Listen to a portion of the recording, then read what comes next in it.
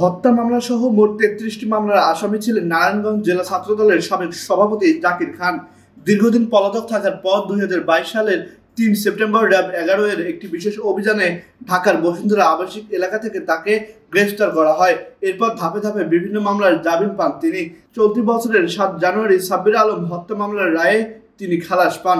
এদিকে অন্য একটি মামলা থেকে রোববার ১৩ এপ্রিল সকালে নারায়ণগঞ্জ জেলা কারাগার থেকে ছাড়া পান তিনি। খোঁজ নিয়ে জানা গেছে, জাকির খানের মুক্তির খবরে সকাল থেকে নেতাকর্মীরা জেলা কারাগারের গেটের সামনে জড়ো হয়েছে। বিষয়টি নিশ্চিত করে নারায়ণগঞ্জ জেলা কারাগারের জেল সুপার মোহাম্মদ ফোরকান ওয়াহিদ বলেন, আজ সকালে জাকির খানকে রিলিজ করা হয়। অনেক বছর পর তার বিরুদ্ধে সন্ত্রাস বিরোধী আইনে একটি মামলা হয়েছিল। সেই মামলায় তিনি ৫ বছর সাজা ভোগ করেন। সাজার মেয়াদ শেষ হলে আজ তাকে মুক্তি দেওয়া হয়। এ বিষয়ে জাকির খানের আইনজীবী অ্যাডভোকেট রবিউল ইসলাম বলেন, জাকির খানের বিরুদ্ধে ৩৩টি মামলা ছিল। এর মধ্যে ৩২টি মামলায় তিনি খালাস পেয়েছেন। বাকি একটি মামলায় তিনি জামিনে রয়েছেন। আহসান সাকিব, আকাশ জমিন, ঢাকা।